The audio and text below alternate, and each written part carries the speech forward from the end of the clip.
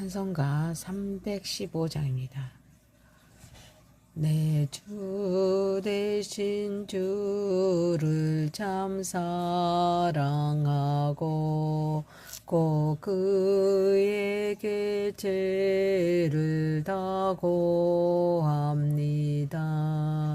그 은혜를 주신 내 예수시니 이전보다 더 사랑합니다. 주 날 사랑하사 구하시려고 저 십자가 고난 당하셨도다. 그가 시관 쓰신 내 주 배우니 이전보다 더 사랑합니다.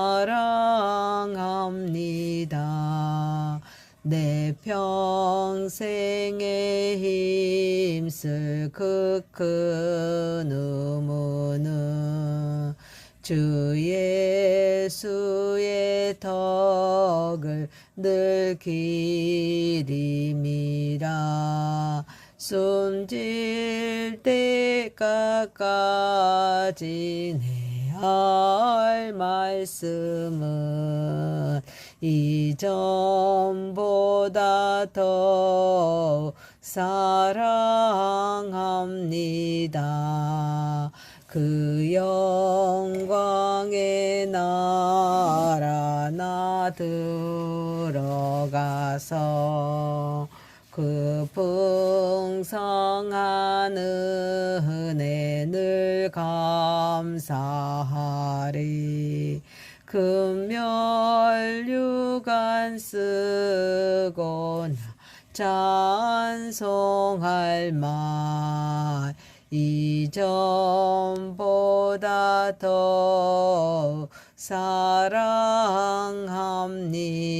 사랑합니다. 전능하사 천지를 만드신 하나님 아버지를 내가 믿사오며 그 아들 우리 주 예수 그리스도를 믿사오니 이는 성령으로 잉태하사 동정녀 마리아에게 낳으시고 본디오 빌라도에게 고난을 받으사 십자가에 못 박혀 죽으시고 장사한 지 사흘 만에 죽은 자 가운데서 다시 살아나시며 하늘에 오르사 전능하신 하나님 우편에 앉아 계시다가 저리로서 산 자와 죽은 자를 심판하러 오시리라.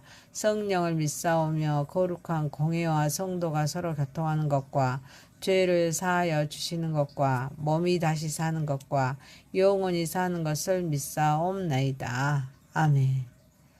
하나님 말씀은 요한복음 21장 15절에서 25절입니다. 그들이 저밥 먹은 후에 예수께서 시몬 베드로에게 이르시되 요한의 아들 시몬아 네가 이 사람들보다 나를 더 사랑하느냐 하시니 이르되 주님 그러하나이다. 내가 주님을 사랑하는 줄 주님께서 아시나이다. 이르시되 내 어린 양을 먹이라 하시고 또 두 번째 이르시되 요한의 아들 시몬아 네가 나를 사랑하느냐 하시니 이르되 주님 그러하나이다. 내가 주님을 사랑하는 줄 주님께서 아시나이다. 이르시되 내 양을 치라 하시고 세 번째 이르시되 요한의 아들 시몬아 네가 나를 사랑하느냐 하시니 주께서 세 번째 네가 나를 사랑하느냐 하심으로 베드로가 근심하여 이르되 주님 모든 것을 아시오매 내가 주님을 사랑하는 줄을 주님께서 아시나이다. 예수께서 이르시되 내 양을 먹이라. 내가 진실로 진실로 내게 이르노니 네가 젊어서는 스스로 띠띠고 원하는 곳으로 다녔거니와 늙어서는 내 팔을 벌리리니 남이 내게 띠띠우고 원하지 아니하는 곳으로 데려가리라. 이 말씀하심은 베드로가 어떠한 죽음으로 하나님께 영광을 돌릴 것을 가리킴이십니다. 이 말씀하시고 베드로에게 이르시되 나를 따르라 하시니 베드로가 돌이켜 예수께서 사랑하시는 그 제자가 따르는 것을 보니 그는 만찬석에서 예수의 품에 의지하여 주님을 파는 자가 누구오니까 묻던 자더라. 이에 베드로가 그를 보고 예수께 여짜오되 주님 이 사람은 어떻게 되겠사옵나이까? 예수께서 이르시되 내가 올 때까지 그를 머물게 하고자 할지라도 내게 무슨 상관이냐 너는 나를 따르라 하시더라. 이 말씀이 형제들에게 나가서 그 제자는 죽지 아니하겠다 하였으나 예수의 말씀은 그가 죽지 않겠다 하신 것이 아니라 내가 올 때까지 그를 머물게 하고자 할지라도 내게 무슨 상관이냐 하신 것이라라. 이 일들을 증언하고 이 일들을 기록한 제자가 이 사람이라. 우리는 그의 증언이 참된 줄 아노라. 예수께서 행하신 일이 이 외에도 많으니 만일 낱낱이 기록된다면 이 세상이라도 이 기록된 책을 두기에 부족할 줄 아노라. 아멘. 전능하시고 거룩하신 하나님 아버지, 우리의 예배를 받으시옵소서. 예수님의 이름으로 기도하옵나이다. 아멘. 요한복음 21장 15절에서 25절 말씀으로 사랑으로 사역하라 라는 제목으로 은혜를 받고자 하겠습니다. 첫 번째, 사랑의 회복, 사명의 시작입니다. 15절에서 17절입니다. 구원을 완성하신 예수님은 베드로에게 네가 나를 사랑하느냐라고 세 차례 물으십니다. 베드로는 그때마다 주님을 사랑하는 줄 주님께서 아시나이다 라고 고백합니다. 이에 예수님은 내 어린 양을 먹이라, 내 양을 치라, 내 양을 먹이라 하시면서 베드로에게 목자의 사명을 다시 맡기십니다. 베드로의 세 번의 부인은 인간의 연약함을 보여주는 사건입니다. 예수님은 정죄가 아닌 사랑과 용서로 그를 회복시키십니다. 이것은 하나님의 무조건적인 사랑과 은혜를 분명하게 드러냅니다. 더 나아가 예수님은 단순히 용서에 그치지 않으시고 사명을 맡기심으로 베드로를 도구가 아닌 인격적인 동역자로 세우십니다. 부활하신 주님은 넘어졌던 자를 회복시켰을 뿐 아니라 다시 돌아보내시는 분이십니다. 또한 반복되는 질문은 하나님과 올바른 사랑의 관계가 회복되지 않고서는 참된 사랑을 감당할 수 없음을 보여줍니다. 사랑은 모든 사역의 출발점입니다. 사랑 없는 사명은 공허합니다. 사명 없는 사랑은 미완성입니다. 봉사와 헌신이 사랑보다 앞설 때 그것은 결국 소진으로 끝나게 됩니다. 그러나 예수님과의 관계가 깊어질수록 양을 향한 사랑도 깊어집니다. 관계없는 사역은 직업이 되지만 관계에 있는 사역은 소명이 됩니다. 예수님은 내 양이라고 말씀하십니다. 이는 양의 주인이 우리가 아니라 주님이심을 분명히 합니다. 우리는 소유가 아닙니다. 맡겨진 것을 돌보는 청지기입니다. 이 사실을 잊을 때 목회는 권력이 되지만 기억할 때 목회는 예배가 됩니다. 또한 먹이라와 치라는 명령은 목량의 두 축을 보여줍니다. 말씀으로 양을 먹이는 양육과 삶으로 돌보는 인도하는 목양이 함께 이루어질 때 건강한 하나님 나라의 공동체가 세워집니다. 우리의 삶은 목양적인 삶으로 부름받았습니다. 주님을 사랑한다면 그 사랑은 반드시 양을 먹이는 삶으로 나타나야 합니다. 우리의 정체성은 우리의 능력에 있지 않고 주님과의 사랑의 관계에 있습니다. 예수님은 율법적인 정죄가 아닙니다. 복음적인 사랑으로 베드로를 회복시켰습니다. 그 사랑을 경험한 자만이 주님의 양을 돌보는 참된 목자가 될 수 있습니다. 사랑하는 성도 여러분, 그러므로 우리는 다른 사람과 비교하거나 자신의 연약함에 머무르지 말고 주님 앞에 진실하게 고백해야 합니다. 주님, 내가 주님을 사랑하는 줄 주님께서 아십니다. 그리고 그 사랑의 힘으로 오늘 나에게 맡겨진 한 영혼을 섬기고 돌보는 작은 목자로 살아가야 합니다. 이것이 바로 부활을 경험한 성도의 삶이므로 이 모든 삶을 하나님께 영광 올려드리는 저와 여러분이 되시기를 소망합니다. 두 번째입니다. 사명자의 끝, 하나님께 영광이 되는 삶입니다. 18절에서 19절입니다.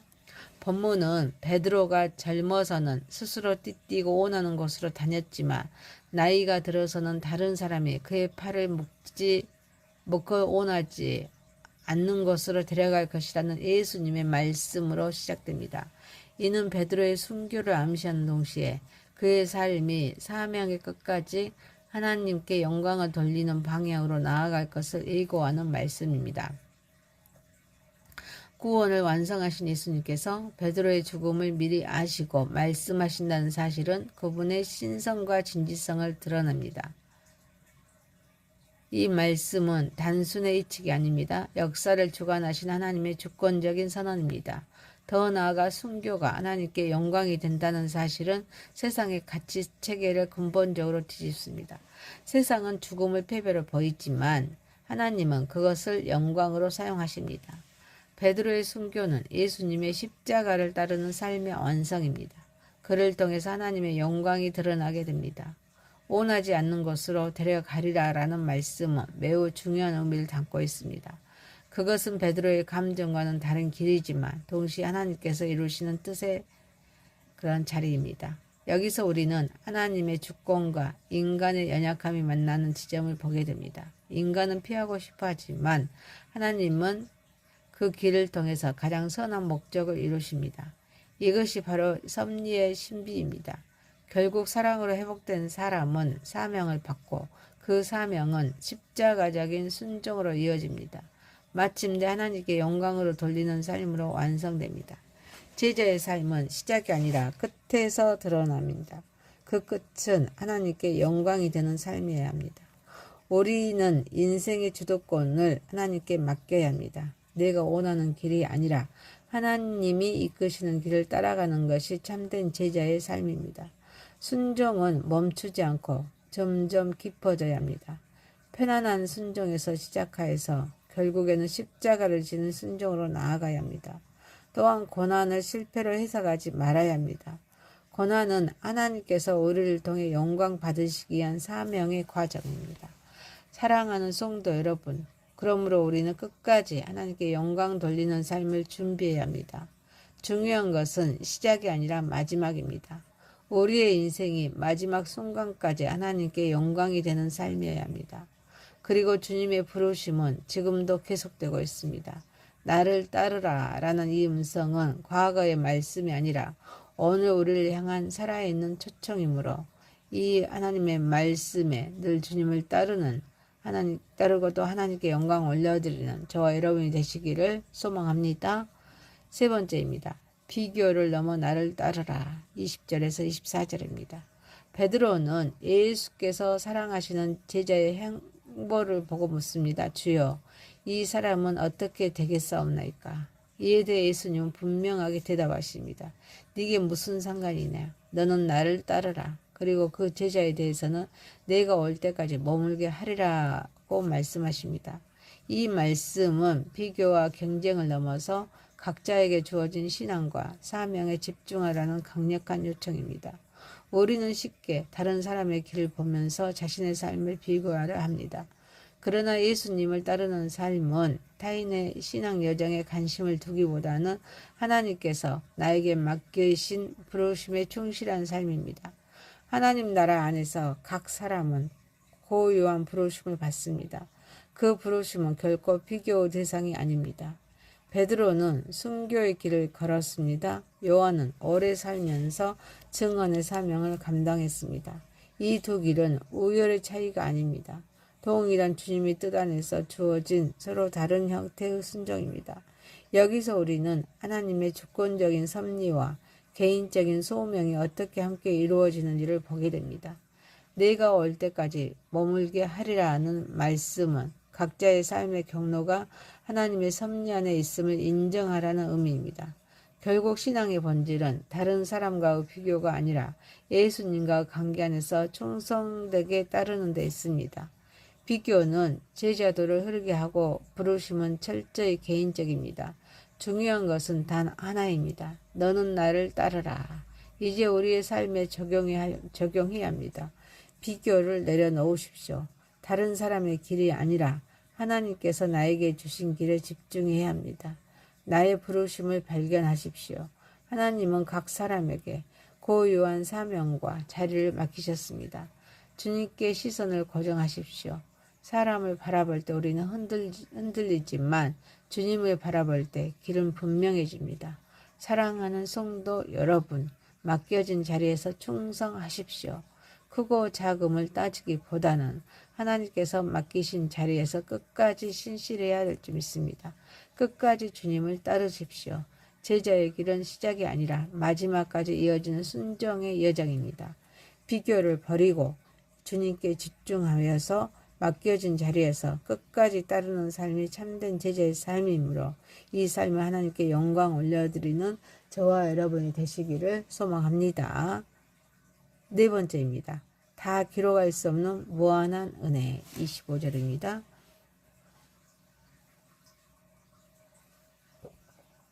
구원을 완성하신 예수님께서 이 땅에서 행하신 수많은 일들을 복음서에 기록된 것보다 훨씬 더 많습니다.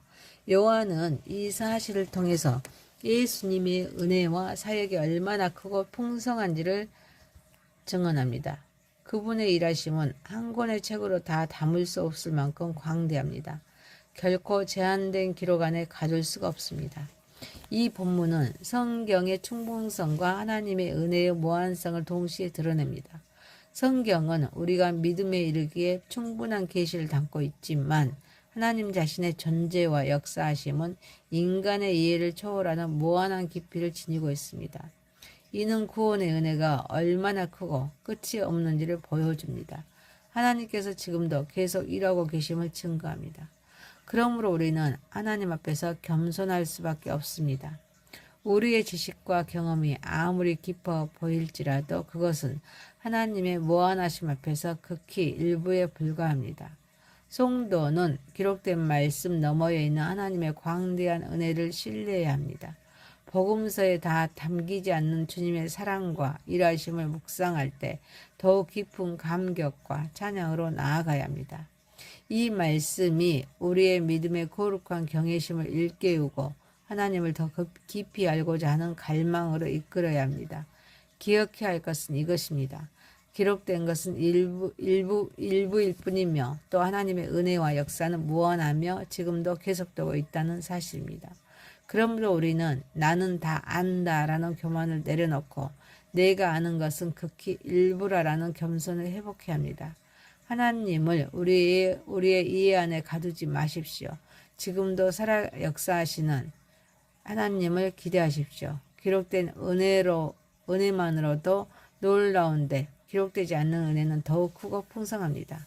사랑하는 성도 여러분, 그러므로 오늘도 주님께서 행하시는 일에 주목해야 합니다. 이제 우리의 삶을 돌아보아야 합니다.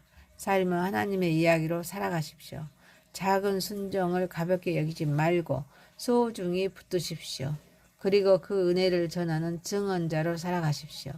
하나님의 은혜는 기록을 넘어서 지금도 계속되면서 우리는 그 살아있는 이야기 속에 부름받는 사람들이므로 이 모든 것들을 하나님께 영광 올려드리는 저와 여러분이 되시기를 소망합니다.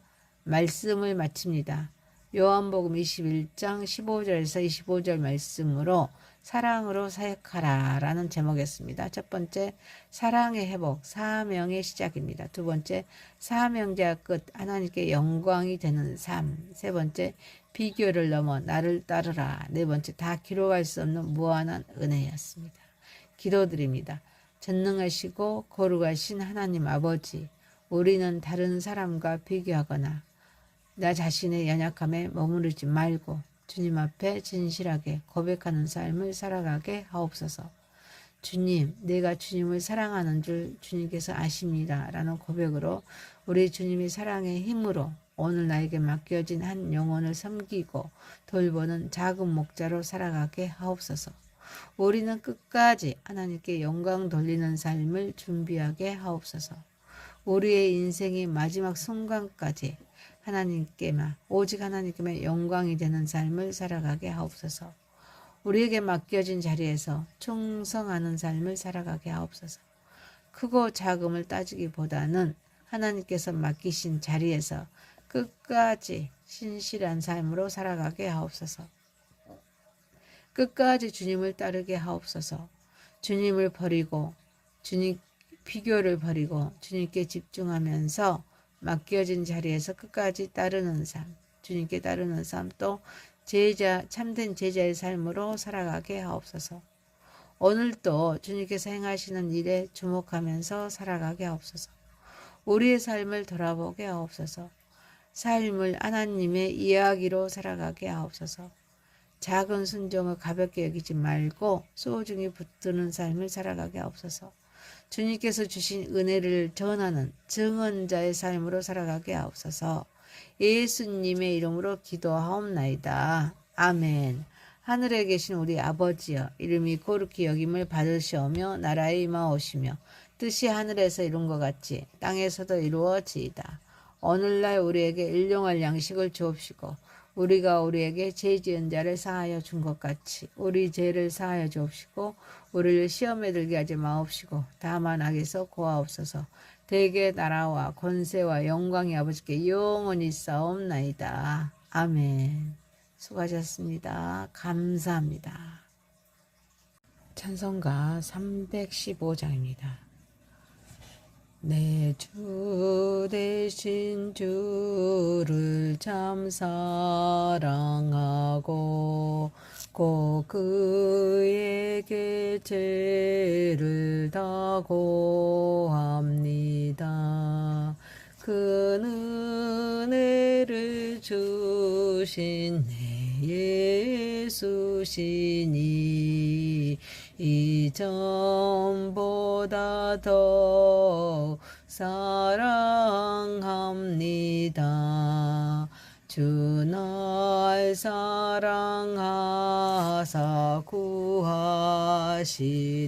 구하시려고 저 십자가 고난 당하셨도다. 그가 시관 쓰신 내 주 배우니 이전보다 더 사랑합니다. 내 평생에 힘쓸 그 큰 의무는 주 예수의 덕을 늘 기림이라. 숨질 때까지 내 할 말씀은 이전보다 더